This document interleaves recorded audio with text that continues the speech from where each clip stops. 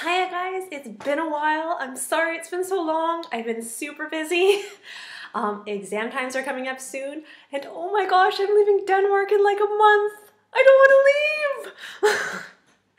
Anyways, let's see what I've been up to.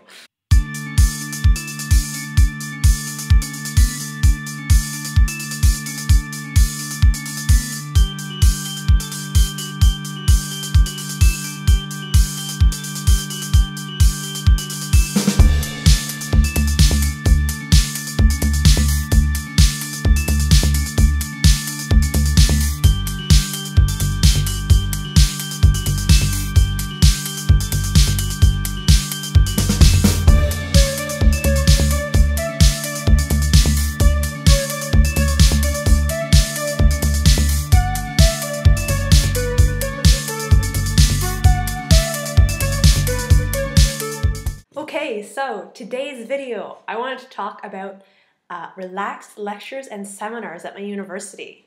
So this is a huge difference that I have found in comparison with my university in Canada versus in Denmark. In Canada, our seminars and lectures are mainly about the professor talking and the students listening. Here in Denmark, it is much more interactive. The students are actively engaged, asking questions. The lecturers, the professors are actively asking questions of the students to get engaged in the content. And something completely different that I found, the students are so actively engaged, they debate with the teachers. They actually debate with the teachers on the concepts based on their previous knowledge. They really, really know their stuff here. It's quite amazing. I've been in class before where the students will talk to the teacher about a subject after the teacher's asked about it, and they'll go on for a while about how much they know. It's quite amazing. And then the teacher will say something, and then the student will pipe in and say, no, actually it's this. And the teacher's like, oh, like maybe we'll all have to look up that afterwards. I'm just like, wow, mind blown. I've never seen such an interactive class before. It was incredible. Like, the students are really engaged and interactive here. Like, it's quite different than from what I'm used to. It's quite amazing. I really like it. I really like the interactive classroom. So my classes, the classes that I have in Canada average about an hour and a half each, and they're usually twice a week. I think that's about average for universities. Someone can correct me if I'm wrong. But here, my lectures, it's only once a week per class. The lectures tend to be, most of them are about 3 hours, but I do have one class that is 4 hours. I have one whole morning that I'm just in one class. But that 4-hour lecture, even though it's 4 hours, and that sounds scary, you're just like, oh God, I'm going to be in class for 4 hours? At first, I'm like, okay, that's going to be a long class. But then I went there, and it was super short. The time just flew by. Something else that helps attribute to that, they give you a break every 45 minutes because they've determined that students can only stay focused for 45 minutes at a time, and then your attention starts to wane, you can't pay attention. And that's actually something the teachers pay attention to. They watch, if they see everybody on their phones or on their laptops not listening anymore, they're like, okay, we need a break. It's time for a break.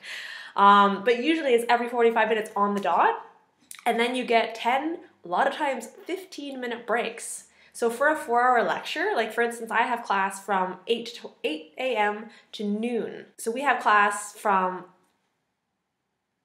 8:15 until 9, and then we have a 15-minute break. I'll get back to that in a sec, why we started at 8:15 and not 8 o'clock. That's another thing.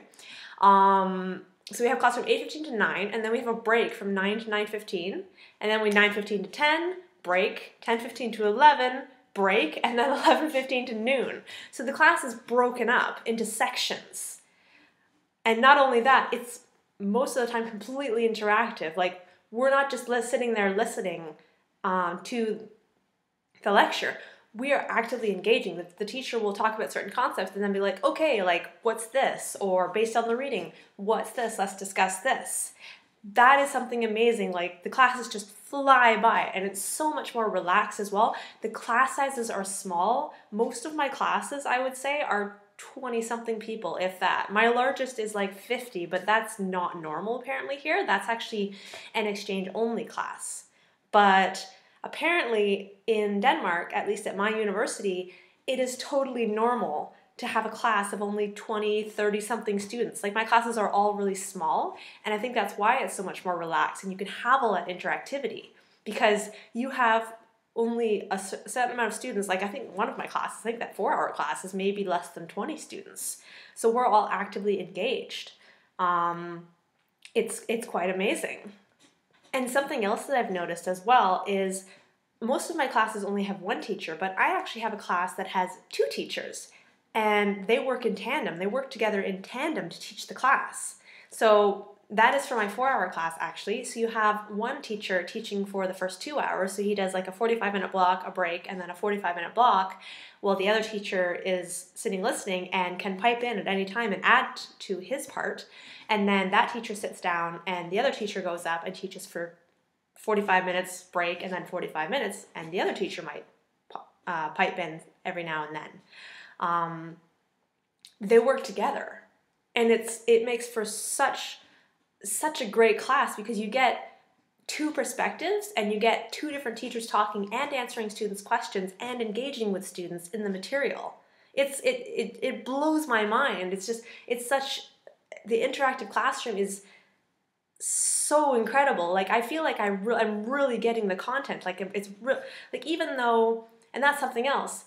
Even though I haven't had hardly any homework at all semester, because here all the homework seems to be just in the exam at the end, which I know can be stressful for some people, but here, though nothing's marked during the semester, it's all based on participation. So if you actively engage in the material, and if you actively engage with your group members, because they have little group projects, they're not marked, but you present them in class with your group, you will get the material so that when come exam time, you already know it all. You can go back and study all the projects and all the information you brought forward because it's all posted on the group page. But because you've already used it, because you've already utilized it, it's not just memorization. It's not just looking at all the notes that you took from every single lecture during the class. You've used it. It's quite incredible. And having 2 teachers' perspectives also just makes the learning all that much more diverse. And the last thing I want to mention is there is something in Denmark, and this is the reason that classes start at 8:15. If you have class at 8 a.m., it doesn't start till 8:15. Something called the Danish Quarter. I didn't know about this before I came, and I was glad that the international office, during our intro days, they made sure that they told us about this. They made sure they notified us about this because they basically said, they're like, just so you guys aren't confused, if you show up at a class that starts at 8 a.m. or 1 p.m. or 5 p.m. or any of that, and there's nobody in the classroom, don't freak out. It's the Danish Quarter, so Danish students don't come to class until 15 minutes in. They determined that the 15-minute break there makes it so that nobody's late. I'm guessing that's the reason behind it, but basically that's what they said. They all practice the Danish Quarter for classes. So if class starts at 8, it doesn't start till 8:15. If class starts at 11, it doesn't start till 11:15.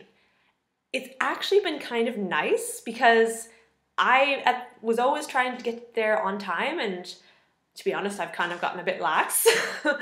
But everybody gets there on time from what I've seen. Like nobody comes in late. Like even though they've changed it to 8, you think, oh, okay, it's just 8:15, and then some people will still show up later, like 8:30. And that does happen sometimes, but very, very rarely.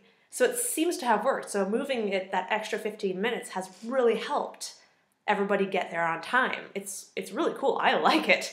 It's going to be very strange when I go back next month to my university in Canada and I have to be at class like right at 8 a.m.